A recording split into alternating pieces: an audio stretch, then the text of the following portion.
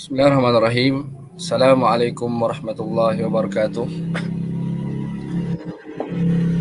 Uh, Sanif jelas. Okey, alhamdulillah. Baiklah. Jadi sebelum kita mulakan majlis kita pada malam ini, malah sama-sama kita membuka dengan umur kitab Al-Fatihah. Auzubillahi minasyaitonir rajim. Alhamdulillahirabbil alamin. Arrahmanirrahim. Ya shiratal mustaqim, shiratal ladzina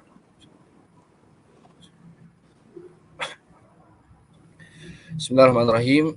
Alhamdulillahirabbil alamin. Wa afdhalus salata wa tammut taslim ala sayyidina wa habibina wa syafi'ina wa dhukrina wa maulana wa qudwatina Muhammad ibn Abdullah wa ala alihi wa sahbihi wa man tabi'ahum bi ihsanin ila yaumiddin. Qala rabbi shrah lana sudurana wa yassir lana umurana wahlul 'uqdatam min alsinatina yafqahu aqwalana. Amma ba'd. Alhamdulillah, para penonton yang dikasihi oleh Allah Subhanahu wa taala sekalian. Pertama sekali marilah sama-sama kita merafakkan kesyukuran kehadrat Allah Subhanahu wa taala kerana Allah Taala masih mengizinkan kita dan memberi peluang kepada kita pada malam ini untuk bersama-sama dalam satu majlis yang disebut sebagai Riyad, sebut sebagai Raudatul min Riyadil Jannah, kan, antara salah satu daripada taman-taman syurga, insya-Allah. Jadi tuan-tuan, seterusnya malah sama-sama kita mengucapkan selawat dan salam ke atas junjungan besar baginda Nabi Muhammad sallallahu alaihi wasallam, juga kepada ahli keluarga baginda, para sahabat baginda dan mereka yang mengikuti jejak langkah baginda Nabi sallallahu alaihi wasallam ila yaumiddin, ila sampai hari kiamat, insya-Allah. Jadi sahabat-sahabat, para penonton yang dikasihi oleh Allah Subhanahu wa taala sekalian, tuan-tuan, sedar atau tidak, pada malam ini kita sebenarnya masih lagi dalam fasa yang mana yang telah dijanjikan oleh Allah Subhanahu wa taala dalam surah Al-Fajr, ayat yang kedua, walayalin ashr. Kemudian begitu juga sebagaimana yang diwarid dalam hadis Nabi sallallahu alaihi wasallam, diriwayatkan oleh Al-Imam Al-Bukhari, berkenaan dengan hari yang mana amalan soleh yang Allah Taala lebih cintai, kan, yang mana ganjarannya itu disebut sebagai melebihi, tidak sama ataupun tidak menyerupai ganjaran orang yang jihad, melainkan dia syahid. Jadi tuan-tuan yang berbahagia, Datuk Datin, Tan Sri, Puan Sri, para asatizah, para alim ulama dan seluruh yang hadir, saya mengucapkan ahlan wa sahlan dan selamat datang ke program podcast Talk Korban Tak Ada Soal bersama dengan panel tetamu khas kita, Al-Fadil Ustaz Hanif Harun, yang mana saya akan perkenalkan secara ringkas kejap lagi berkenaan dengan biodata Al-Fadil Ustaz. Dan sebelum itu, sebelum kita terus dan saya menyerahkan majlis kepada Al-Fadil Ustaz, dipersilakan sahabat-sahabat untuk kita sebarkan dahulu siaran langsung kita pada malam ini. Mudah-mudahan asbab dengan kita like dan share mendapat manfaat juga rakan-rakan se-Facebook dengan kita. Dan sebagaimana sebutkan tadi, saya akan ta'aruf dululah panel kita pada malam ini, iaitu Al-Fadil Ustaz Hanif Harun, hafizahullah ta'ala.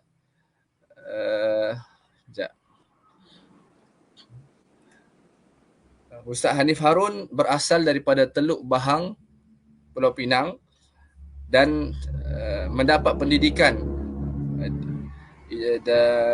pendidikan dalam jurusan Usuluddin Syu'bah Hadis di Universiti Al-Azhar Mesir, dan sekarang Al-Fadil Ustaz selaku mudir am di Pusat Pengajian Darul Hadis Pulau Pinang, merangkap pengurusi Yayasan Darul Hadis Filfilaniyah bersama dengan Ustaz Fawaz, insya-Allah. Jadi itu sedikit sebanyak dan ringkas biodata Al-Fadil Ustaz. Jadi tuan-puan yang dikasihi oleh Allah Subhanahu wa taala sekalian, pada malam ini topik program kita berkenaan dengan post-talk korban ini adalah berkisar tentang ibadah kurban, yang mana isi kandungan dan intisari yang bakal dikupas oleh Al-Fadil Ustaz nanti adalah merangkumi berkenaan dengan pengenalan dan konsep ibadah kurban yang dilaksanakan di Malaysia, di tanah air kita. Kemudian mungkin Juga kita Ustaz akan sentuh berkenaan dengan isu-isu yang berbangkit, kan antaranya berkenaan dengan puasa hari Arafah, kan, berkenaan dengan tarikh puasa hari Arafah yang mana kita lihat Arab Saudi lebih awal sehari berbanding kita, dan juga mungkin ada persoalan-persoalan daripada para penonton nanti. Jadi tanpa membuang masa, saya menyerahkan majlis kepada Al-Fadhil Ustaz. Mungkin untuk yang pertama ni, soalan pertama untuk Al-Fadhil Ustaz Harun adalah berkenaan dengan Ustaz, pengenalan kepada tajuk pada malam ini. Mungkin Ustaz boleh mulakan dengan mukaddimah berkenaan dengan kurban, sama ada berkenaan dengan sejarah pensyariatan ibadah kurban itu sendiri, konsep sambutan di Malaysia, hikmah, fadilat dan lain-lain. Jadi tanpa membuang masa, saya menyerahkan majlis, falyatafaddal mashkura. Silakan Ustaz. Bismillahirrahmanirrahim. Assalamualaikum warahmatullahi wabarakatuh. Terima kasih kepada Fadil Ustaz Zulnizam yang dirahmati dan dikasihi seluruh para penonton yang dirahmati oleh Allah Subhanahu wa taala. Alhamdulillah, pertama sekali kita bersyukur pada Allah Subhanahu wa taala kerana pada ruang ini, pada tempoh masa ini, alhamdulillah kita diberikan kesempatan untuk kita live bersama dan membincangkan satu topik yang kita sedang raikan ataupun yang kita bakal sambut insya-Allah, iaitulah berkenaan dengan Hari Raya Aidiladha, yang di dalamnya ada satu ibadah yang boleh dilakukan, iaitulah ibadah korban. Dalam masa yang sama, ibadah selain daripada ibadah korban ini, sebagai disebutkan oleh para alim ulama, pada 10 hari ataupun 10 malam yang pertama ini sebenarnya menghimpunkan seluruh amalan-amalan yang dilakukan oleh umat Islam, iaitulah sebagaimana ibadah harian yang dilakukan sebelum pada bulan-bulan yang sebelumnya, dan juga menghimpunkan ibadah yang tak boleh dilakukan pada bulan-bulan yang lain, iaitulah ibadah haji. Dan alhamdulillah ibadah haji pada tahun ini Allah Ta'ala memilih saudara-saudara kita, sahabat-sahabat kita sebagai haji akbar kerana wukuf pada hari ini di Makkah Al-Mukarramah sudah pun ataupun sedang berwukuf di Padang Arafah pada hari Jumaat. Walaupun kita esok lah, tapi jangan pula esok kita duk pergi wukuf di mana-mana, di Batu Kih ke apa kan, janganlah.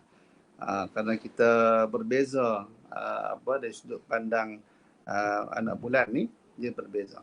Jadi alhamdulillah, ia termasuk dalam bulan-bulan haram, yang mana bulan ini dikhususkan oleh Allah Subhanahu wa taala untuk kita memperbanyakkan ibadah. Dan kita yang tidak menunaikan ibadah haji, yang tidak dipilih pada tahun ini untuk menjadi tetamu Allah Subhanahu wa taala, kita digalakkan untuk memperbanyakkan amal ibadah. Antaranya dengan kita berpuasa, antaranya dengan kita banyak bersedekah, kita memohon doa kepada Allah Subhanahu wa taala, bermunajat, beristighfar, memohon ampun kepada Allah Subhanahu wa taala. Dan di antara ibadah yang dituntut kepada kita secara tahunan, sunat muakkad, iaitulah dengan kita menjalani ibadah korban. Ramai yang faham di kalangan kita ibadah korban ini adalah seumur hidup sekali, tetapi sebenarnya dia bukan seumur hidup sekali. Dia adalah sunat muakkad bagi kita setiap orang setahun sekali. Bila datang je bulan korban, kita sunat. Jika seseorang itu pada hari-hari raya ni ataupun pada tempoh 4 hari tasyrik ini, dia ada lebihan, dan lebihan itu menyamai dengan satu bahagian ataupun satu ekor ataupun apa-apa juzuk daripada bahagian korban, maka disunatkan kepada dia untuk melakukan ibadah tersebut. Jadi ia adalah mengambil sempena satu peristiwa yang agung, yang pernah berlaku ke atas junjungan Nabi Allah Ibrahim alaihissalam, berkat kesabaran dan juga pengorbanan yang telah dilakukan oleh Nabi Allah, keluarga Nabi Allah Ibrahim alaihissalam. Jadi berkat kesabaran, pengorbanan yang ditunjukkan oleh mereka, maka Allah Subhanahu wa taala mensyariatkan kepada kita untuk sama-sama kita menghayati erti pengorbanan yang sebenar. Alhamdulillah, kalau diringkaskan lah, malam ni kita nak santai-santai kan, kita nak ringkaskan, iaitulah hasil daripada pengorbanan Nabi Allah Ibrahim dan keluarganya, yang kita lihat bahawa tidak ada siapa pun selepas daripada Nabi Allah Ibrahim alaihissalam dan keluarganya diuji sehebat sebagaimana keluarga Nabi Allah Ibrahim alaihissalam. Tak ada. Kita hari ini kalau pun diuji oleh Allah Subhanahu wa taala, pasti ada bantuan dan pertolongan yang datang. Sebagai contoh, sahabat-sahabat kita, saudara-saudara kita yang sekarang ini dilanda musibah di bumi Kupang, Bali. Saudara-saudara kita yang ada di Kedah khususnya, walaupun diuji oleh Allah Subhanahu wa taala dengan kepala air ataupun dengan banjir yang sangat besar, tetapi datang pertolongan yang tidak putus-putus daripada seluruh Malaysia. Alhamdulillah. Kalau kita melihat kisah Sayyidatina Hajar alaihissalam, yang mana beliau ditinggalkan di Mekah pada waktu tersebut, tidak ada jiran, tidak ada bantuan, tidak ada sumber air, tidak ada elektrik. Kami di Penang ni, walaupun kita tak banjir, tapi terasa air tu baru tak ada beberapa jam dalam sehari. Baru 2-3 jam tidak ada, dah riuh rendah, duk fikir dah macam mana nak mandi, fikir macam mana nak basuh berak kan, fikir macam mana, macam-macam fikir. Walhal kalau kita lihat bagaimana pengorbanan dan kesusahan yang telah berlaku ke atas Sayyidina Hajar dan juga anak-anaknya Nabi Allah Ismail alaihi salam, sangat sukar kerana tidak ada sumber, tidak ada jiran yang membantu, tidak ada makanan. Yang ada hanyalah satu bumi yang tandus, yang ada hanyalah satu bukit yang berbatu, yang akhirnya Allah Subhanahu wa taala memberi pertolongan dengan berkat kesabaran mereka. Inilah yang kita kena ambil istifadah, kena ambil satu ibrah, kehebatan, kesabaran daripada ujian yang Allah Taala beri. Dan sikit ni sebelum kita, ini sebagai mukadimah lah, iaitulah berkenaan dengan kesabaran yang berlaku ke atas keluarga Nabi Allah Ibrahim alaihissalam ni, adalah sekitar berkenaan dengan hal ehwal keluarga. Berkenaan dengan berkahwin, tidak mempunyai anak dan mempunyai anak, kemudian berpoligami. Bila berpoligami, mempunyai anak, berlaku sedikit terasa hati di antara ahli keluarga, dan kemudiannya meninggalkan isteri untuk kepangkuan isteri, yang semua adalah sekitar berkenaan dengan kekeluargaan. Dan kekeluargaan ini jangan dianggap satu perkara yang kecil, kerana kekeluargaan ini dia memerlukan kesabaran, dan sabar di atas ujian kekeluargaan ini, insya-Allah Allah Taala akan memberikan anugerah yang sangat besar. Tapi kena sabarlah. Ni kadang-kadang kena berdetik dengan bini pun, dia mula merongak dah. Nak anak sikit kadang-kadang tu sakit, kita dah mula gelisah dah. Itu semua ujian. Yang ujian ni yang mana kalau kita bersabar, insya-Allah Allah Ta'ala akan mengangkat kedudukan kita di sisi Allah Subhanahu Wa Ta'ala. Mengambil istifadah daripada keluarga Nabi Allah Ibrahim alaihissalam. Itu adalah sebagai mukadimah lah. InsyaAllah kita malam ni soal jawab kan. Okey.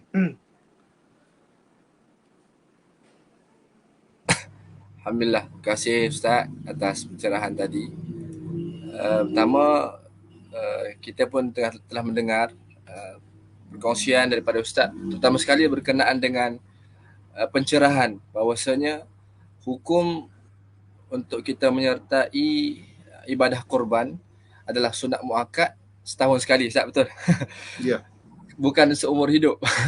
Jadi itu antara poin yang menarik. yang boleh kita ambil pada malam ini, dan kita mungkin kita highlightkan untuk keluarga kita, paling utama sekali, dan sahabat-sahabat. Kemudian Ustaz juga tadi kongsi berkenaan dengan kesabaran yang dihadapi oleh para nabi tadi, antaranya para Nabi Allah, Nabi Ibrahim alaihissalam.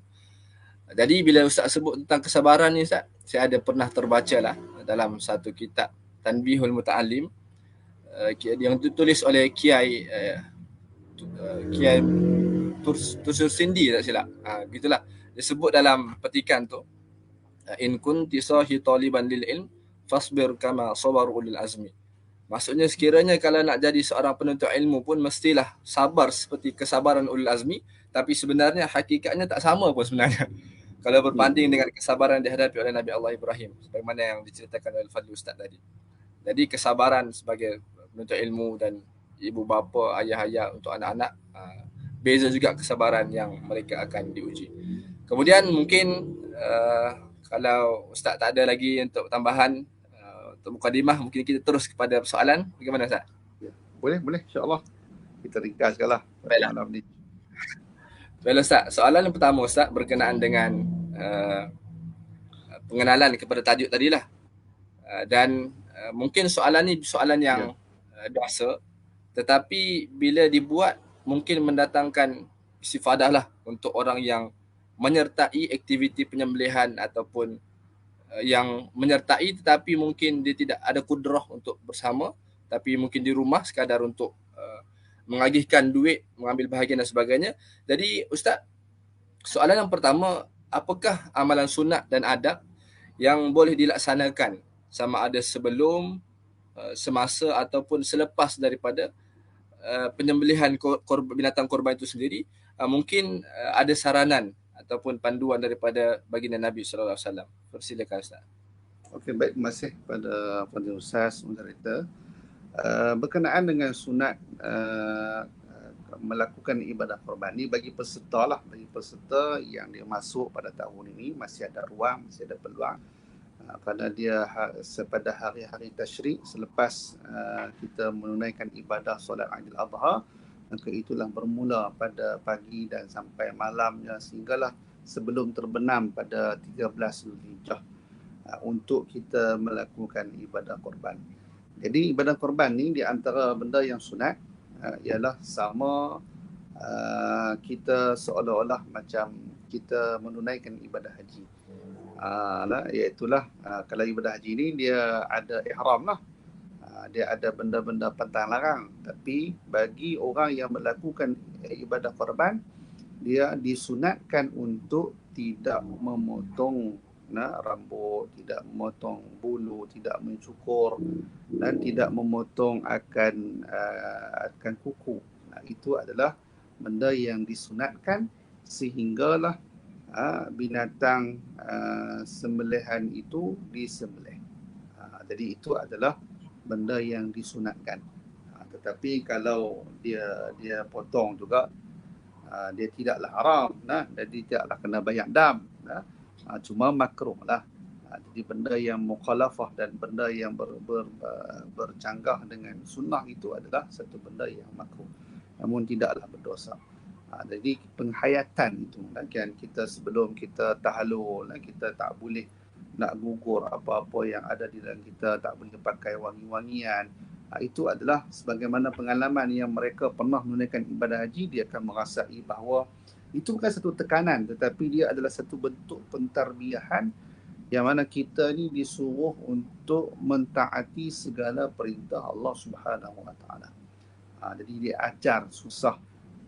Kalau umrah mungkin dalam tempoh yang agak singkat berbanding dengan ibadah haji dan bagi mereka yang melakukan haji ifrad.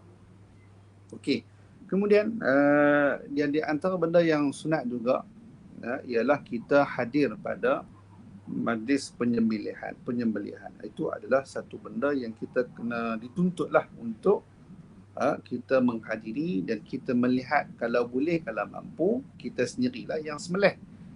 Tetapi kalau kita tak mampu, kita boleh wakilkanlah, apatah lagi kalau seorang perempuan kan, ataupun kita tidak ada pengalaman, tidak ada pengetahuan tentang penyembelihan, kita wakilkan. Jadi kita wakilkan, tapi walaupun kita wakilkan kepada penyembelih, kita sunat untuk hadir. Kerana di saat darah itu bercucuran, pada waktu itu sebenarnya disunatkan untuk kita niatkan ibadah korban ini kerana Allah Subhanahu Wa Taala.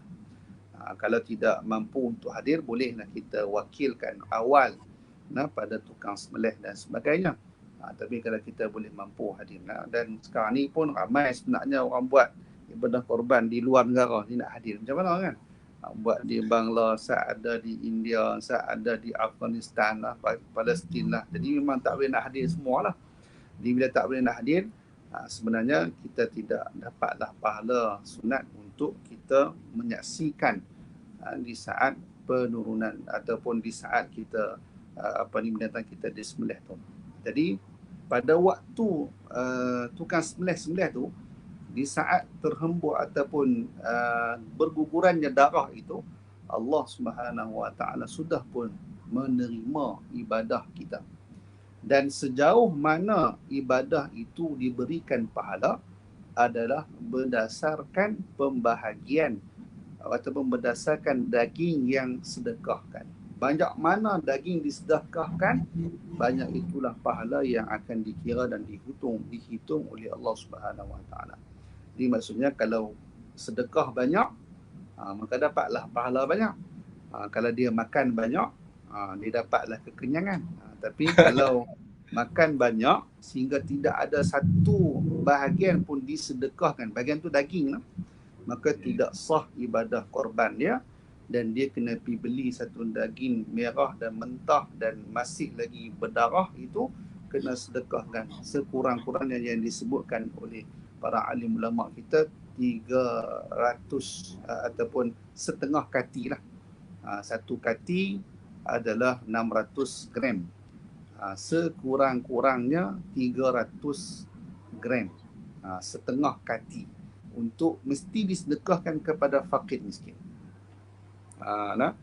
Tapi yang sunat juga yang perlu diketahui, yang paling afdal pembahagian daging korban adalah disedekahkan semua. Semua sedekah, dan tuan korban itu hanya mengambil bahagian hati lembu saja. Makan hati. Jangan makan hati orang, makan hati lembu. Jadi makan hati, sakit hati dengan orang pula. Bukan. So, makan hati lembu tu sunat. Sunat tu paling afdal tu. Paling afdal. Dan pembahagian yang kedua afdal adalah 1/3 daripada daging lembu itu diambil oleh tuan korban. 1/3 yang kedua disedekahkan secara mentah. 1/3 yang ketiga diberikan kepada sahabat handai, walaupun orang kaya, walaupun dia bukan di kalangan fakir miskin. Itu adalah sebagai menyambung silaturahim. Itu antara pembahagian lah yang boleh saya sebutkan dalam secara umum. Dan bahagian kalau yang ketiga yang paling kurang afdal adalah dia sedekah tu sikit je, sekurang-kurang sekilo ataupun 600 gram je. Yang lain semua dia makan, dia buat kenduri. Iaitu kurang afdal lah. Dan sebab kita hari ini banyaknya lembu ataupun kambing yang masuk korban, kita kadang-kadang kita buat kenduri semua. Bila kita buat kenduri semua, itu tidak sah.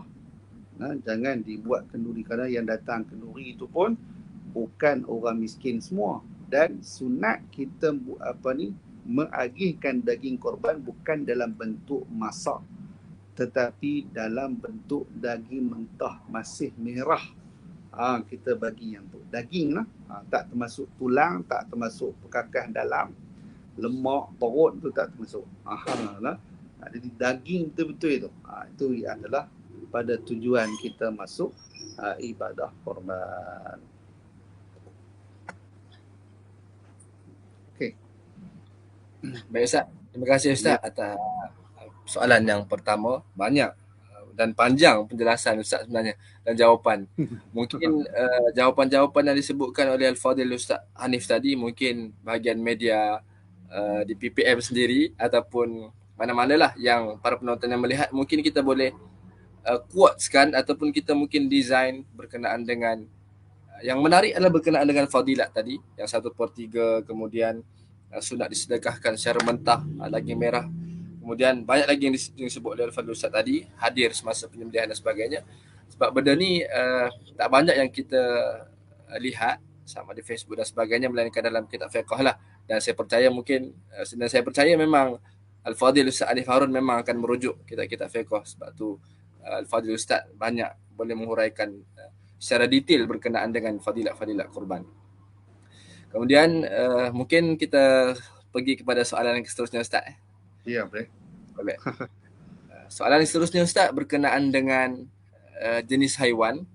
Ya. Sebagaimana yang kita maklum, di negara kita Malaysia ni, sejak bila sahaja datangnya Aidil Adha ataupun Hari Raya Korban, maka yang dalam mindset kita ni hanya lembu dan lembu. Lembu-lembu. Dan negara Arab biasanya ada yang buat ni lah, unta dan sebagainya.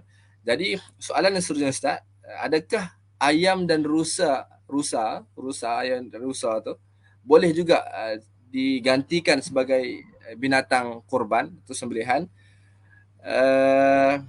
Dan sebab orang kita ni nak lembu je, nak lembu dan sebagainya. Jadi adakah Islam juga menganjurkan binatang kurban selain daripada lembu dan unta?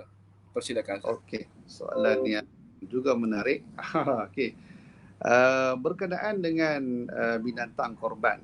Binatang korban ni adalah satu binatang yang dikhususkan oleh Allah Subhanahu Wa Taala, yang digelarkan sebagai al-an'am.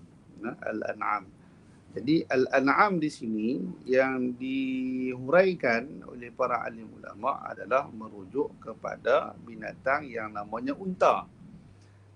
Binatang namanya unta. Kemudian yang kedua adalah lembu, dan yang ketiga adalah kambing. Jadi dan semua yang keluarga daripada binatang-binatang tersebut. Jadi binatang-binatang ni al-an'am di sini adalah merujuk kepada unta, lembu dan kambing. Kambing tu ada kambing ma'is dan ada kambing khorof lah, kambing biri-biri. Ini adalah yang dikhususkan saja. Dan selain daripada binatang ini tidak dipanggil al-an'am. Jadi kalau contoh rusa yang ditanyakan sebentar tadi, dia bukan adalah binatang al-an'am. Dia adalah satu binatang walaupun dia berkaki 4, tetapi dia bukan satu binatang yang jinak. Dia adalah binatang yang liar. Kehidupan habitatnya adalah liar. Dan Allahumma salli ala sayyidina Muhammad. Kalau contoh orang tanya pula, Ustaz, lah ni kan ramai orang bela dah rusa. Dah jadi jinak lah. Kalaupun dia jadi jinak, dia tidak termasuk dalam al-an'am. Kerana ibadah korban ni konsepnya adalah ta'abbudi. Ta'abbud maksudnya adalah salah satu bentuk konsep pengabdian. Adalah satu konsep ketetapan. Hanya binatang ini sahaja yang dikhususkan. Jadi apa jenis grade-nya, besar ke, sado ke, kan ada lembu sado kan. Jenis-jenis konsep apa ni, jenis grade-grade lembu tu ataupun grade-grade unta ataupun kambing, tak kisah. Yang penting dia adalah termasuk di antara unta, keluarga lembu dan keluarga kambing. Yang lain tak boleh. Macam ayam lagi tak boleh lah. Ayam bukan termasuk dalam al-an'am. Dia adalah satu binatang yang halal untuk makan tapi tak boleh dijadikan ibadah korban. Cuma adalah pandangan dalam satu pandangan menyatakan boleh juga pada waktu korban ini kita tak mampu untuk menyembelih seekor kambing ataupun unta ataupun lembu. Jadi kita sembelih juga di tepi tu ayam sebagai satu mengambil semangat ataupun roh pengorbanan itu. Tetapi tidak ada dalam mazhab kita lah.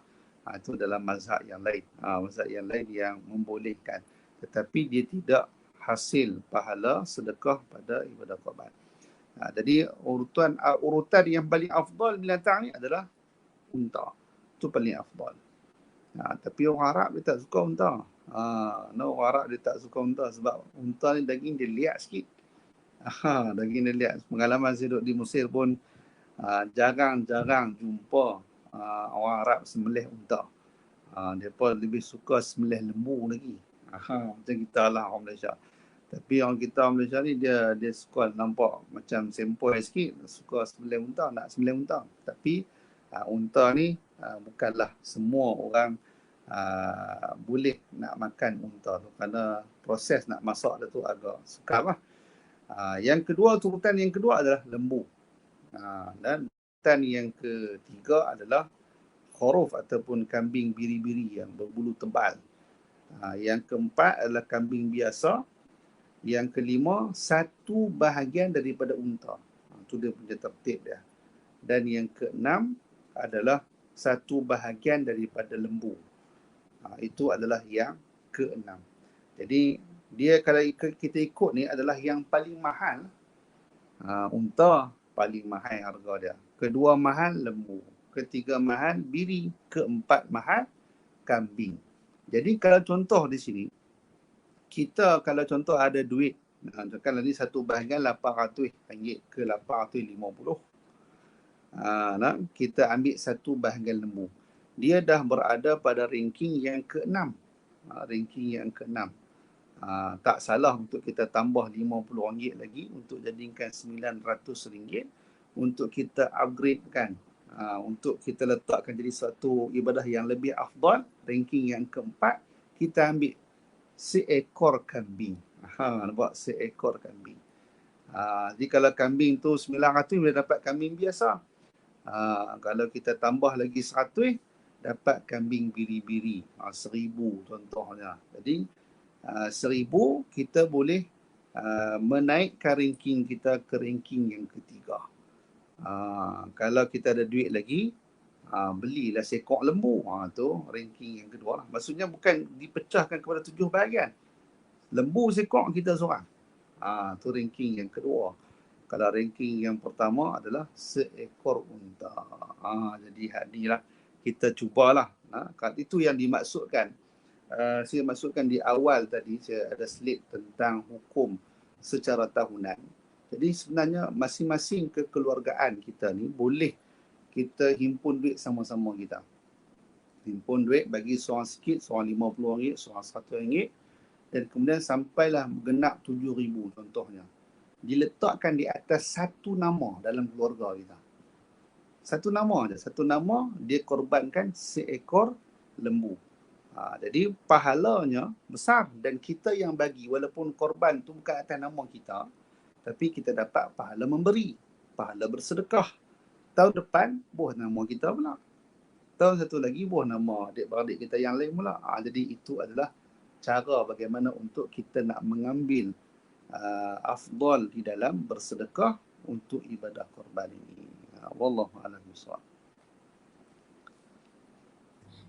Baik, terima kasih Ustaz atas jawapan yang kedua.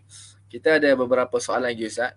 Mungkin mungkin inilah kalau ada para penonton di Facebook yang nak bertanya berkenaan dengan korban, sama ada isu berkaitan dengan selain korban pun mungkin ada berkaitan sedikit lah berkenaan dengan Aidil Adha ke solat dan sebagainya, pun dipersilakan untuk bertanya. Dan tanpa buang masa lagi, mungkin saya teruskan lagi lah berkenaan dengan soalan yang akan ditanya kepada Al-Fadhil Ustaz Hanif. Jadi Ustaz, soalan ketiga Ustaz berkenaan dengan daging kurban itulah. Ceritanya Ustaz, sejak kecil lagi lah soalan ni berbangkit sebenarnya. Setiap kali nak datang Hari Raya Korban ni, benda tu makin berbangkit. Dia mari setiap tahun datang berkenaan dengan tak silap saya ni asar daripada Sayyidina Ali rahimahullah ta'ala karamallahu wajhah, berkenaan dengan larangan untuk menyimpan daging kurban melebihi 3 hari. Jadi dalam suasana dan zaman kita yang bukan serba mewah sangatlah, maksudnya selesa, apa yang kita nak ada, apakah masih valid lagi hukum berkenaan dengan larangan untuk menyimpan daging korban melebihi 3 hari? Jadi saya mohon pencerahanlah daripada Al-Fadhil Ustaz. Persilakan Ustaz. Okey, baik. Yang secara disebutkan tu wallahu alam lah apa ni sumbernya dan di mana. Cuma daging korban ini disunatkan untuk kita sesegera mungkin untuk bersedekah, dan kita sedekah pula tidak boleh keluar daripada kawasan qaryah yang kita dilakukan ibadah korban tersebut. Contoh, kalau kita korban di satu qaryah di Pulau Pinang, kita nak sedekahkan daging tersebut, nak sedekah lah, bukan nak hadiah sebenarnya, nak sedekahkan kepada qaryah yang lain, maksudnya di luar daripada kawasan kita, di luar daripada negeri kita, maka itu tidak dibenarkan oleh syarak. Jadi kalaulah contoh zaman sekarang ni kita dah ada orang kata apa alat teknologi yang boleh menyimpan daging tersebut, kita boleh jaga daging tersebut dan tidak rosak daging tersebut, maka tidak ada satu kesalahan dan kesilapan dan bahkan satu dosa kalau kita simpan daging tersebut sebelum kita sebelum kita tauzin ataupun kita bahagikan kepada orang lain. Jadi di sini adalah salah satu daripada benda yang tidaklah sampai kepada haram pun. Jadi kalau contoh ada juga pandangan yang menyatakan haram menyimpan daging ini melebihi 3 hari. Kan itu adalah pandangan yang disebutkan oleh Sayyidina Ali radhiyallahu taala anhu, dan juga pendapat daripada Ibnu Ammar. Ini adalah salah satu daripada sebuah hadis dalam riwayat Imam Muslim yang disebutkan dalam hadis riwayat Imam Muslim, syahidtu al-Ida ma'a Ali bin Abi Talib فبدأ بالصلاة قبل الخطبة وقال إن رسول الله صلى الله عليه وسلم نهانا أن نأكل من لحوم نسكنا بعد ثلاثين. Jadi dalam hadis ni menyatakan bahawa aku telah bersama dengan Sayyidina Ali bin Abi Talib pada ketika hari korban, maka beliau memulakannya dengan solat sebelum berkhutbah dan berkata, sesungguhnya Rasulullah sallallahu alaihi wasallam menegah daripada memakan daging korban melebihi 3 hari. Lebih daripada 3 hari itu maksudnya satu larangan. Jadi pandangan pertama ni berdasarkan zahir hadis tu. Zahir hadis tu menyatakan dia adalah satu benda yang haram. Dan kemudian disebutkan oleh Ibnu Ammar radhiyallahu taala anhuma, la ya'kul ahadun min lahmi udhiyatihi fawqa salasati ayyam. Jangan salah seorang daripada kamu memakan daripada daging korban melebihi 3 hari. Juga riwayat daripada Imam Muslim. Dan juga disebutkan dalam pandangan yang pelbagai lah, itu adalah salah satu dalil. Jadi pandangan yang lain disebutkan oleh para alim ulama, dibolehkan, maksudnya diharuskan, maksudnya ada khilaf ulama. Jadi dibolehkan untuk menyimpan daging korban melebihi 3 hari. Dan kenapa? Kerana hadis yang melarang itu telah pun dimansuhkan. Jadi bila dimansuhkan, dan ini adalah pandangan jumhur para alim ulama. Jumhur para alim ulama yang mana yang diriwayatkan daripada Sayyidatina Aisyah radhiyallahu taala anha, ma fa'alahu illa fi 'amin ja'in nas fihi fa arada an yut'ima al-ghaniyul faqira wa in kunna lanarfa'u al-qura fa na'kuluhu ba'da 15. Jadi Nabi sallallahu alaihi wasallam menyebutkan, tidaklah Rasulullah sallallahu alaihi wasallam melarang pada tahun di mana manusia berasa lapar, dan demikian itu Rasulullah sallallahu alaihi wasallam mahukan orang yang kaya dapat memberi makan kepada miskin, namun kemudiannya kami juga menyimpan bahagian kaki kambing dan memakannya 15 hari kemudian daripada tarikh disembelih. Jadi maksudnya ini adalah satu perbuatan kita nak melihat hadis Nabi jangan melihat kepada zahir. Kerana perlu dikaji kerana perbuatan tersebut mungkin telah pun dimasukkan. Perbuatan yang kata haram itu telah pun dimasukkan dengan uruf dan suasana yang berlaku pada zaman Rasulullah SAW. Apatah zaman sekarang ini dah ada peti ais, peti ais yang boleh disimpan dan disejuk beku dan jadi kualitinya lebih terjamin, tidak busuk, tidak membazir. Jadi disimpan dan sehingga boleh disampaikan dan diberikan kepada mereka fakir miskin dan selayaknya insyaAllah dengan daging itu dijaga dengan baik. Jadi kesimpulan daripada persoalan tersebut, hadis tersebut adalah hadis yang telah pun dimansuhkan, maka dibolehkan, diharuskan untuk kita menyimpan daging korban melebihi 3 hari, tidak ada masalah. Wallahu a'lam bishawab. Baiklah, terima kasih Ustaz atas pencerahan. Tadi bila dengar jawapan tadi, maka dibolehkanlah sebenarnya untuk menyimpan melebihi 3 hari. Sama ada 3 bulan, mungkin tahun akan datang tiba-tiba masih lagi ada dalam peti pun masih boleh. Tapi sebenarnya sunat disegerakan pengagihan sebagaimana disebut oleh Al-Fadhil Ustaz tadi. Okey Ustaz, kita boleh teruskan lagi Ustaz, ada dalam 3-4 soalan lagi boleh Ustaz? InsyaAllah.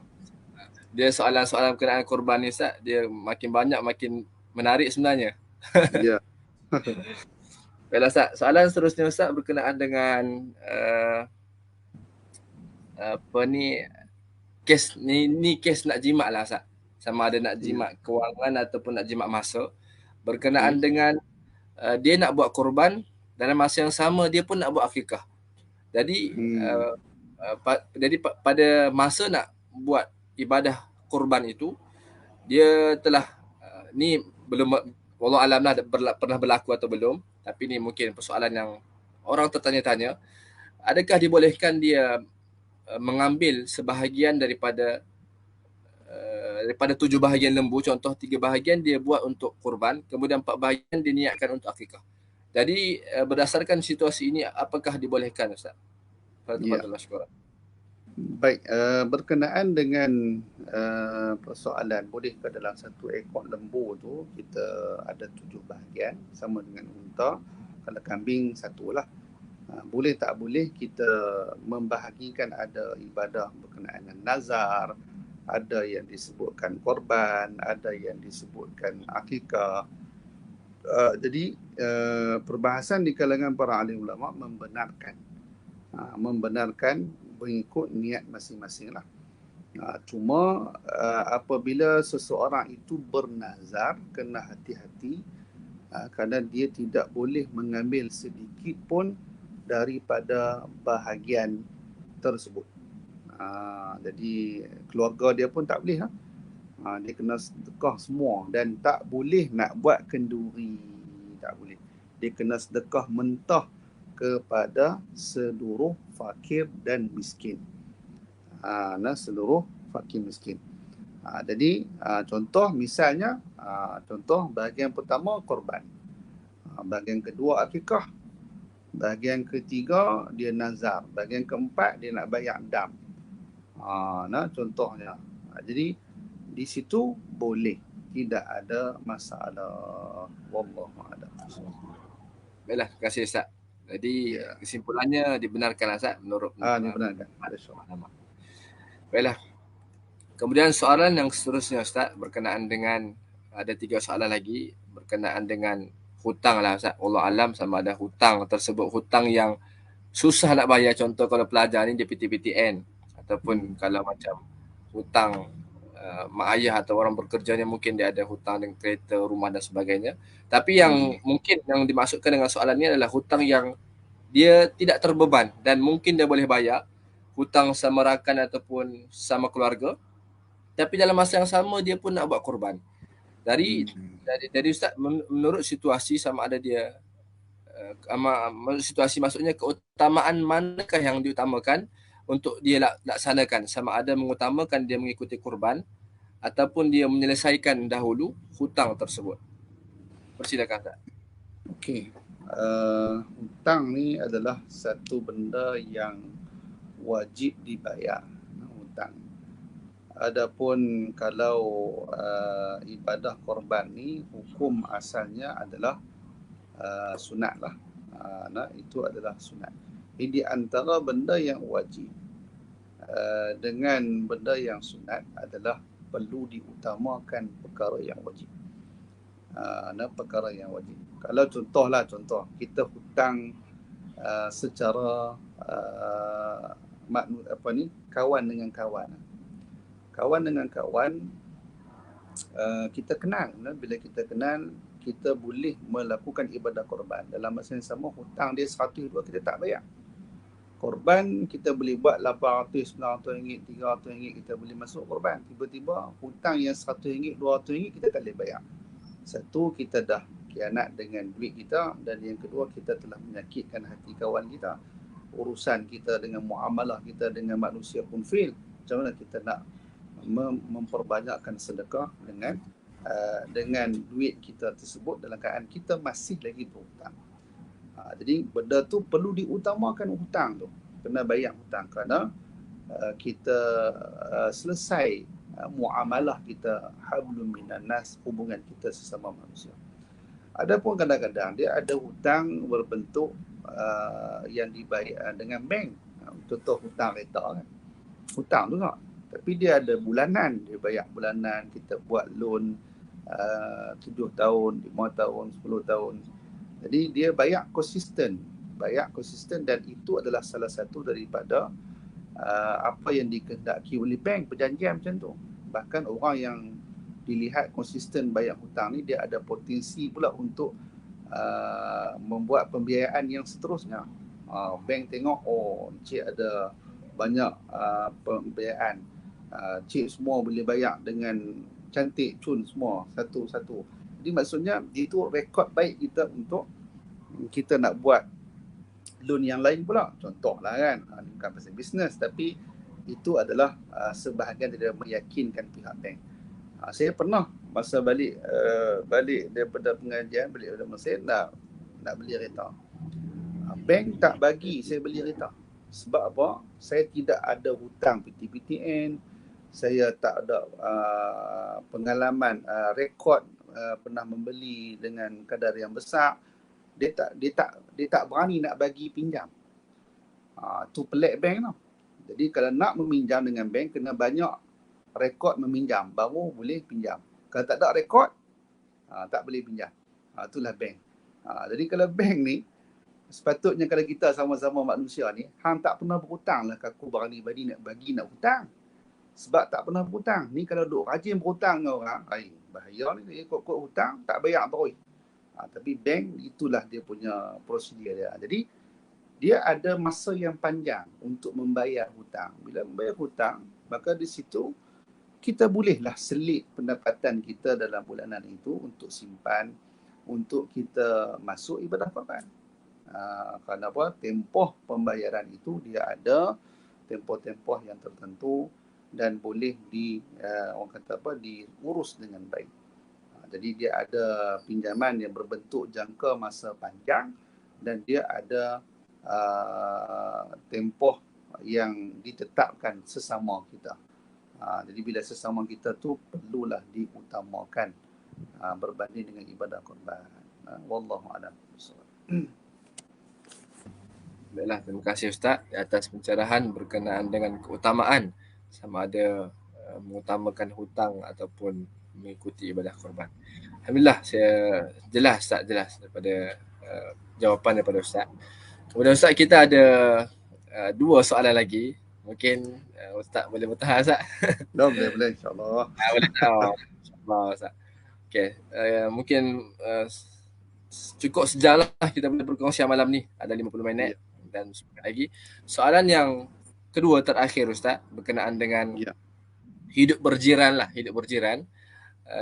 Situasinya umat Islam ataupun masyarakat Islam ni dia hidup berjiran dengan rakan non muslim, non yet muslim. Ya. Kemudian mungkin sudah menjadi kebiasaan dirinya ataupun rumah dia lah, ahli keluarganya, untuk kalau ada kelebihan makanan sedikit, dia agihkan ataupun dia berikan ataupun dia masak kepada jiran-jirannya, tak kira jiran Islam atau tidak. Hmm. Tapi situasi ini jirannya non Muslim, Ustaz. Jadi Hmm. persoalan berkenaan dengan kurban ni, apakah dibolehkan untuk memberikan uh, hasil daripada binatang kurban itu untuk diagihkan, sama ada masak ataupun diberi secara mentah kepada jiran yang bukan Muslim, Ustaz. Hmm. Silakan. Okey. Soalan ini adalah satu soalan yang menarik lah, dan perbahasannya sebenarnya sangat panjang.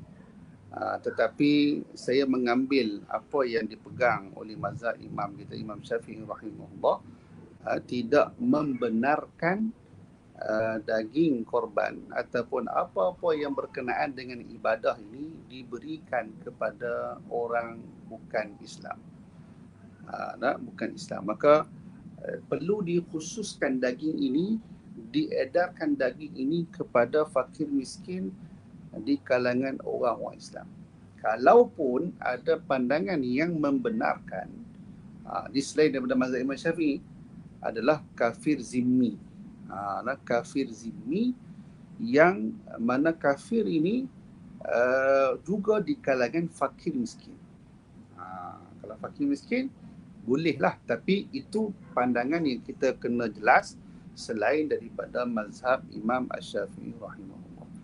Jadi senang kata, kalau kita nak bagi mudah faham, ibadah korban ke akikah ke adalah untuk umat Islam sahajalah. Untuk umat Islam itu mudah. Kenapa? Kalau kita nak pergi sedekah ataupun kita nak bagi makan pada jiran kita yang bukan Islam, kalau kita tahu dia baik, dia kalau boleh kata kategori di antara kafir zimmi ataupun harbi, dia ni zimmi, Ustaz, dia ni zimmi. Tapi zimmi dia tu pun ada orang Islam yang lebih layak, lebih aula menerima daging secara mentah untuk kita sedekahkan, untuk kita hiburkan hati dia, untuk kita jaga hati dia. Alah, ni nak beli daging sekilo pun mahal, 40-50 ringgit. Jadi dengan kita bagi dia sekilo, anak-anak ni boleh merasa daging fresh, daging baru yang sangat sedap dan melazatkan. Ini adalah tujuan ibadah korban adalah untuk menggembirakan hati orang-orang miskin. Begitulah. Jadi mungkinlah untuk situasi masa sekarang ni agak kurang sesuai lah untuk kita nak membahaskan daging itu diserahkan ataupun diberikan kepada orang bukan Islam. Mungkin satu hari nanti ramai orang Islam dah kaya-kaya kan, hebat dah semua, mungkin di keliling kelalang kita itu hanya ada fakir miskin di kalangan orang-orang kafir yang zimmi, dan kita ingin melunakkan hati mereka dan sebagainya, maka di situ mungkin akan diperbahaskan oleh fuqaha pada masa yang akan datang. Namun contoh orang yang berbangsa Hindu atau bukan orang yang beragama Hindu, Tuhan mereka adalah lembu. Tiba-tiba kita pergi bagi daging lembu, agak nak kena. Tak kena. Jadi dia kata, hang adalah sembelih Tuhan aku, betul hang suruh aku makan Tuhan aku pula. Jadi tak kena lah. Jadi tang situ pun kita kena jaga lah. Bukan semua orang yang selain daripada beragama Islam makan makanan yang berdarah ataupun sebagaimana lembu, kambing dan sebagainya. Mereka ada pantang larang mereka. Kalau orang India ataupun orang beragama Hindu, mungkin dia makan kambing saja. Dia tak makan lembu. Jadi ini adalah benda yang perlu dikaji dan dilihat. Dan soalan ini ditanya mungkin bukan untuk mendapat, orang yang duk tanya lah, dia bukan nak dapat penjelasan sangat pun, dia saja nak try, boleh tak boleh. Walhal benda tu banyak lagi keperluan utama yang perlu kita jadikan daging ibadah korban itu untuk merapatkan hubungan sesama Islam. Wallahu a'lam bishawab. Baiklah, terima kasih Ustaz. Jadi jelas sebenarnya Ustaz. Jadi apa yang saya boleh simpulkan berkenaan dengan soalan yang kedua terakhir ni adalah pertama, keutamaan juga. Jadi kalau kalau dalam sedekah pun kita kena mengutamakan sesama Islam berbanding dengan selain Islam, hatta kafir zimmi sekalipun. Apatah lagi dalam bab dakwah kan, dalam Al-Quran sebut anzir asyarataka al-aqrabin. menunjukkan bahawa keutamaan kepada sesama Islam itu lebih utama berbanding dengan uh, selain daripada agama Islam. Begitu juga dengan keluarga.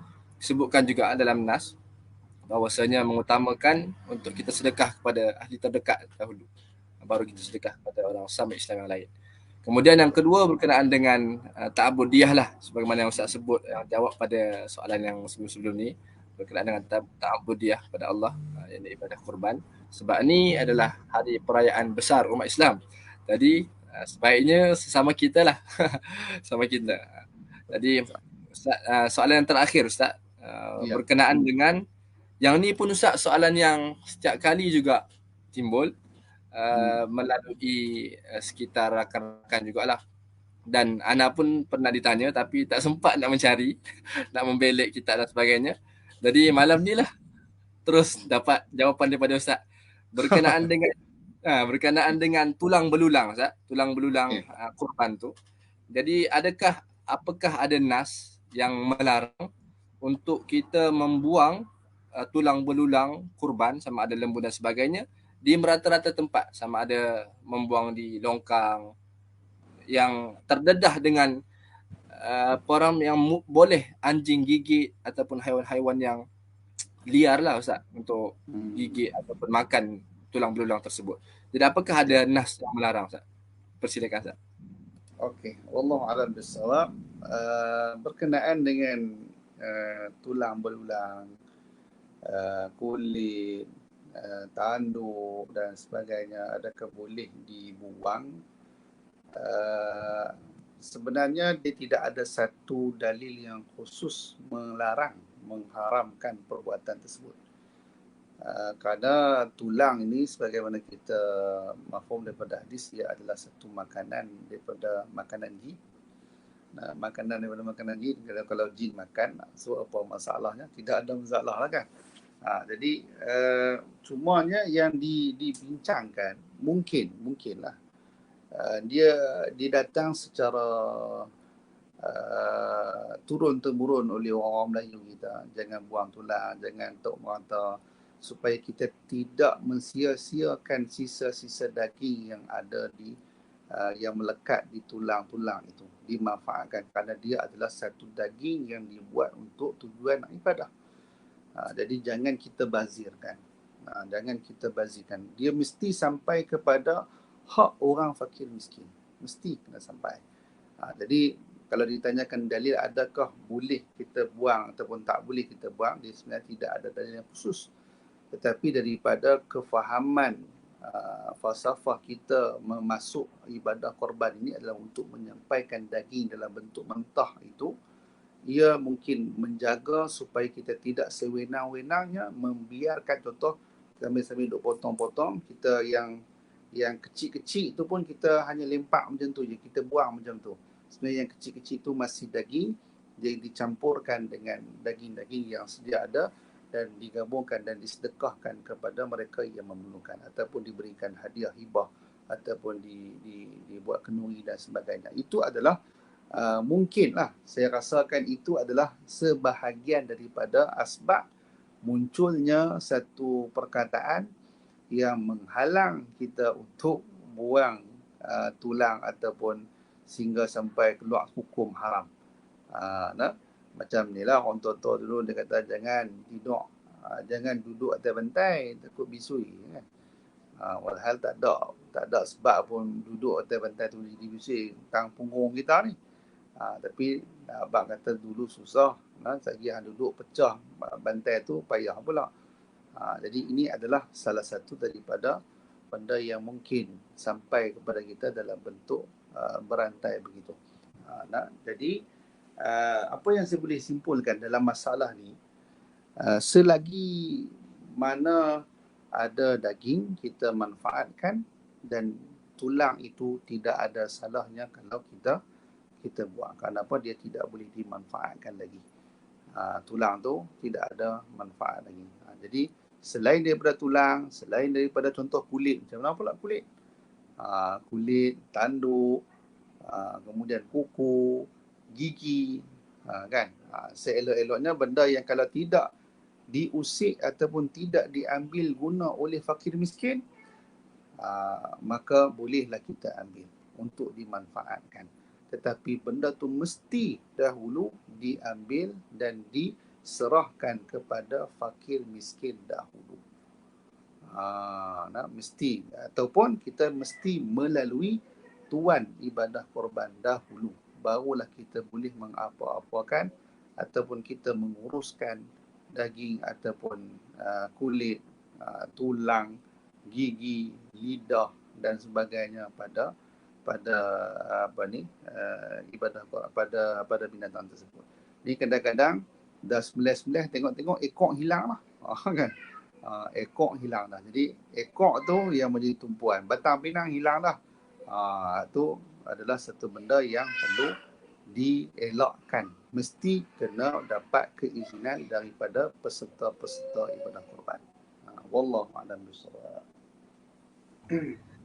Baiklah, Alhamdulillah Ustaz. Terima kasih ke atas jawapan. Saya nak simpulkan pun tak juga sebab dah sejam. Dan kita mungkin pergi kepada, ada soalan ni Ustaz? Ada dalam 2-3 soalan daripada rakan penonton di Facebook. Mungkin boleh Ustaz? Boleh teruskan lagi? Boleh, insyaAllah.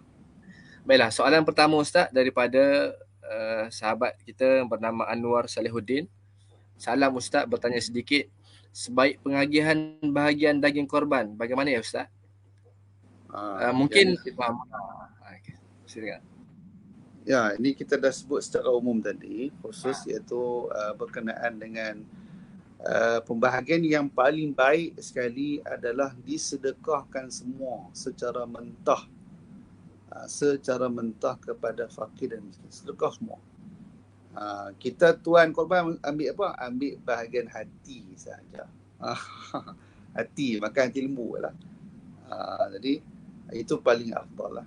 Yang kedua afdal adalah dengan kita ambil 1/3 daripada bahagian daging tersebut. Contohlah, dia katakan daging kita campur-campur semua ada 90 kilo. Jadi 30 pertama untuk kita dan ahli keluarga kita, 30 kedua dibahagi-bahagikan untuk sedekah secara mentah kepada fakir miskin, dan 30 yang ketiga dibagi secara mentah juga kepada sahabat handai, kepada orang kaya pun boleh bagi dan sebagainya. Jadi kadang-kadang 1/3 yang ketiga tu lah orang buat kenduri dan sebagainya, tu boleh lah, tak ada masalah. Wallahu a'lam bishawab. Baiklah, terima kasih Ustaz. Soalan seterusnya Ustaz daripada tuan guru kita, Ustaz Akram Ikrami. Soalan tuan guru kepada tuan guru Ustaz. Biasa soalan tuan guru ni dia nak menguji ni.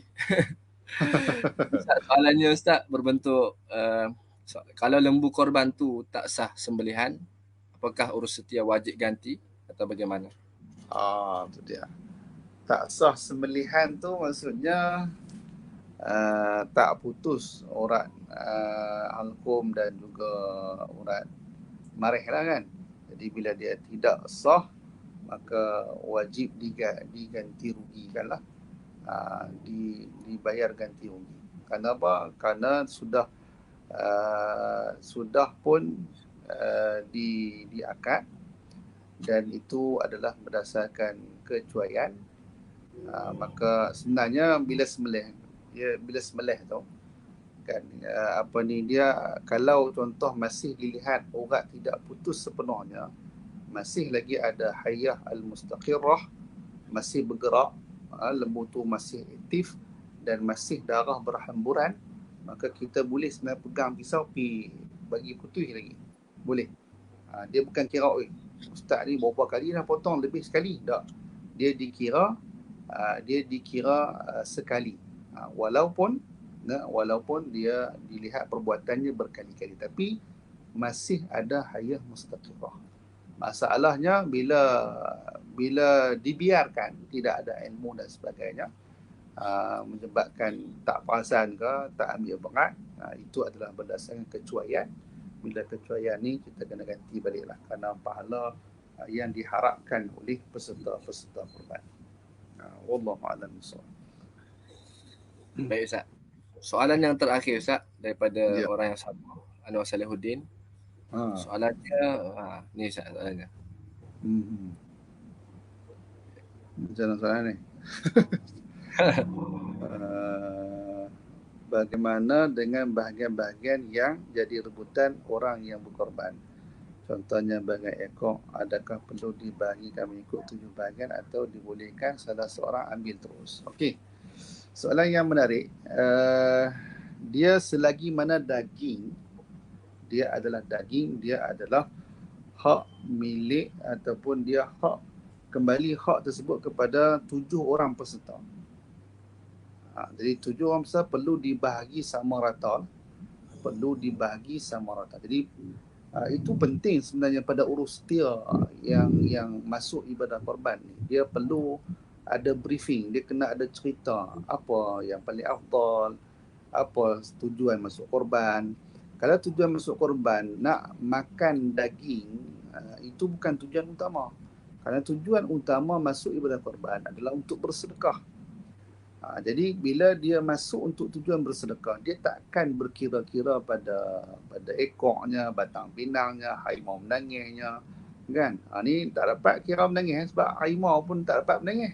Orang pun tak dapat kira menangis juga lah. Jadi ibadah korban bukan pada ingin makan daging tu. Ibadah korban adalah untuk bersedekah. Jadi bila dia bersedekah, kita fahamkan begitu, dia akan nampak okey. Aku bayar 850, aku bayar 900 ni bukan untuk makan kambing, bukan untuk makan daging lembu. Aku bayar ni adalah untuk bersedekah. Dan aku ambil pun bahagian ni adalah sedikit sahaja untuk ambil keberkatan. Makan sedikit daripada daging korban, dan ia adalah sebahagian kecil sahaja. Yang selebihnya disedekahkan. Jadi kalau dia faham begitu, dia tidak ada isu perebutan. Cuma kalau ada isu perebutan, soalan tu ditanya, dia adalah hak ke-7 orang. Mesti mendapat keizinan daripada 7 orang juga. Tak boleh orang ke-6 ambil batang pinang semua. Contoh kan, orang yang ke-7 dia nak ambil ekor semua. Kena bahagi. Kena bahagi dan setiap 7 pembahagian tu, 7 orang tu, dia kena ambil sekurang-kurangnya 300 gram untuk disedekahkan secara mentah. Kalau tidak, tidak sah ibadah korban. Wallahu a'lam bishawab. Baiklah, terima kasih Ustaz di atas pencerahan dan jawapan, sekaligus jawapan-jawapan daripada para penonton di Facebook. Jadi Ustaz, mungkin dah tidak ada soalan daripada rakan-rakan di Facebook dan Ana pun tak ada soalan dah Ustaz. Semua jawab. Kemas sungguh dah Ustaz. Jadi mungkin kita pergi kepada kesimpulan lah. Mungkin Ustaz ada nak sampaikan atau nasihat lah berkenaan dengan ibadah korban ataupun Aidil Adha. Silakan Ustaz, terakhir. Okey, baik. Terima kasih kepada Fadil Ustaz dan ruangan yang diberikan oleh sahabat Ana PU Akram Ekonomi kita. Dan Alhamdulillah, ini salah satu perkongsian santai dan makluman kita tentang ibadah korban. Ibadah korban ni jangan kita anggap dia adalah satu ibadah tahunan semata-mata, tapi dia adalah satu ibadah yang nak mengajar kepada kita erti perkongsian dan erti kita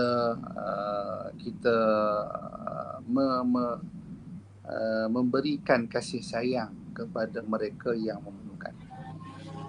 Jadi bentuk tahunan ni dia adalah satu tarbiyah. Kadang-kadang kita ditimpa musibah baru kita akan rasa susah. Tetapi dengan ada setengah orang sepanjang tahun dia tak pernah rasa ditimpa musibah kan, dia senang selalu, dia duit masuk selalu, contohlah kan. Jadi dengan cara itu Allah Ta'ala mensyariatkan kepada kita ibadah korban. Kalau orang senang selalu ni, kena ada juga satu sumbangan berbentuk duit ini ataupun berbentuk ibadah korban ini. Dan ibadah korban itu bukan untuk keperluan kamu, tapi dia adalah untuk disedekahkan, diberikan. Maksudnya macam soal macam belanja makan. Belanja makan, belanja bahkan pula benda hak fresh, bukan benda yang lama, bukannya yang disimpan apa ataupun benda yang buruk ataupun benda yang tak dipakai lagi. Ini benda yang baru, fresh. Itu arti sedekah yang sebenar. Jadi Nabi pun ada sebut dalam satu firman Allah Subhanahu wa taala, lan tanalul birra hatta tunfiqu mimma tuhibbun. Dan tidak dikira satu kebaikan satu benda tu melainkan dia sedekah benda hak dia sayang. Benda hak dia sayang ni, Allahu Akbar. Dia boleh sedekah tu hebatlah. Kadang-kadang benda yang dah buruk dia boleh sedekah dengan ikhlas. Saya dah tak pakai dah benda ni, siapa nak ambil ya? Tak pakai baru boleh bagi. Dah ada tengah pakai tu, dia bagi ya. Tak boleh bagi ya. Tak mampu nak bagi. Ini adalah sebenarnya sukarlah untuk kita melatih, dan latihan itu ada di dalam ibadah korban. Wallahu a'lam bishawab. Cuma di sini ada orang tanya ni, sebut bila saya pula jadi moderator. Fauzi Abu Bakar kata, Ustaz, sekiranya lembu liak dan terlepas selepas dikesan dan ditangkap semula waktu sudah memasuki maghrib pada hari tasyrik ketiga dan disembelih setelah habis hari tasyrik, adakah masih sah ibadah korban tersebut? Soalan tu kira contemporary tu. Yang pertama, kalau terlepas dan terlepas hari tasyrik tu memang tidak dikira ibadah korban. Dia dikira sembelihan biasa dan sedekah biasa. Jadi benda ni kena bincang balik dengan pihak pengurusan lah. Dan sebenarnya kalau lembu liak ni, kita boleh buat apa? Boleh kita panah ke, kita tembak ke, kan, kita baling pisau ke tepi dengan belingkar orang, no? Kita melemahkan dia, kita sekat dia, kita seolah-olah macam kita bagi dia jatuh. Dia duduk aktif, dia berlari sana sini dan sebagainya. Jadi kita panah ataupun kita tembak dia sekira pada tempat pada kaki dia dan dia jatuh, dan kemudian kita bolehlah untuk sembelihan. Sebagaimana contoh benda yang ni lah, andai kata kalau kita pergi tempat tu tak sempat nak sembelih, dia meninggal ataupun mati dulu, dia dikira sebagai sembelihan lah. Cumanya insya-Allah kalau dalam keadaan kita sedang kejar, dia terjatuh ataupun dia orang kata tersadung sikit dan sebagainya, kita boleh terus sembelih. Kenapa? Masih ada hayah mustaqirah di situ. Cuma kena hati-hatilah ibadah korban ni, kadang-kadang dia ada benda yang boleh mencacatkan binatang tersebut. Kalau binatang tu cacat, contohlah patah kaki, kan. Bila patah kaki, ibadah dia binatang tu tidak sah dilakukan korban. Kenapa? Dia boleh sebab dia patah kaki tu boleh mengurangkan daging dia. Itu dibahaskan oleh para alim ulama. Dan contoh macam duduk tengah bak turun lembu daripada lori, kan, patah kaki. Bila patah kaki tu, dia adalah satu perkara yang boleh menyebabkan lembu tu jadi tak selera makan. Bila tak selera makan, boleh mengurangkan daging. Bila mengurangkan daging, dia tak sah ibadah korban. Sampai dibincangkan macam tu lah. Kerana tujuan ibadah korban ni, dia nak lembu yang sihat-sihat, dia nak lembu yang tidak cacat, dia nak lembu yang besar-besar, supaya daging itu boleh dibahagikan kepada orang ramai. Wallahu a'lam bishawab. Itu kena bincang panjang lagi lah masalah fiqh tu berkenaan dengan syarat-syarat binatang korban tersebut. Wallahu a'lam bishawab. Alhamdulillah. Terima kasih Ustaz. Panjang lebar ya Ustaz kita perbincangan pada malam ini. Banyak perkongsian yang Ustaz kongsikan berbanding dengan soalan yang saya tanya, banyak jawapan lagi. Alhamdulillah jelas semuanya. Dan sebenarnya saya juga seronok Ustaz dengar cara penyampaian Ustaz. Dan seronok Ustaz, dia tenang dengar. Ni kalau mengaji satu kitab satu hari ni boleh habis Ustaz. InsyaAllah. InsyaAllah, insyaAllah. InsyaAllah Ustaz. Jadi para penonton yang dikasihi oleh Allah Subhanahu Wa Taala sekalian, bolehlah hantar anak ataupun anak-anak murid ke pusat pengajian Darul Hadis Pulau Pinang, kerana Ustaz merupakan mudir di sana, supaya ramai lagi lah orang yang macam Al-Fadhil Ustaz Hanif Harun ni di negara kita. Kemudian yang terakhir Ustaz, mungkin mungkin ada mungkin Ustaz nak akhiri dengan doa ke macam mana Ustaz? Boleh juga, insyaAllah boleh. Boleh Ustaz. Doa sempena dengan hari Arafah ni, ada Arafah dan sebagainya. Silakan Ustaz. Bismillahirrahmanirrahim. Alhamdulillah Rabbil Alamin. Hamdan yuwafi ni'amahu wa yukafi'u mazidah. Ya Rabbana lakal hamdu kama yanbaghi li jalali wajhika wa 'azimi sultanik. Allahumma salli salatan kamilah wa sallim salaman taman ala sayyidina Muhammadin alladhi tanhallu bihi al-'uqad wa tanfariju bihi al-kurab wa tuqda bihi al-hawaid wa tunalu bihi al-dhaghaib wa husnul khawatim wa yustasqa al-ghamam bi wajhi al-karim wa ala alihi wa sahbihi fi kulli lamhatin wa nafasin bi'adadin kulli ma'lumin lak. Allahumma ighfir lana dhunubana wa liwalidina warhamhum kama rabbawna shighara ولجميع المسلمين والمسلمات والمؤمنين والمؤمنات برحمتك يا أرحم الراحمين. اللهم تقبل منا صلاتنا وصيامنا وقيامنا وركوعنا وسجودنا وتخشعنا وتضرعنا وتعبدنا وتمم تقصيرنا يا الله. ربنا لا تزغ قلوبنا بعد إذ هديتنا وهب لنا من لدنك رحمة إنك أنت الوهاب. اللهم أعنا على ذكرك وشكرك وحسن عبادتك. ربنا آتنا في الدنيا حسنة وفي الآخرة حسنة وقنا عذاب النار. وصلى الله على سيدنا محمد وعلى آله وصحبه وبارك وسلم والحمد لله رب العالمين. Amin amin ya rabbal alamin. Alhamdulillah, selesai doa yang dibacakan oleh Fadil Ustaz Hanif tadi, maka selesailah sudah program kita pada malam ini. InsyaAllah jika direzekikan lagi, InsyaAllah kita akan buat lagi podcast talk yang seterusnya.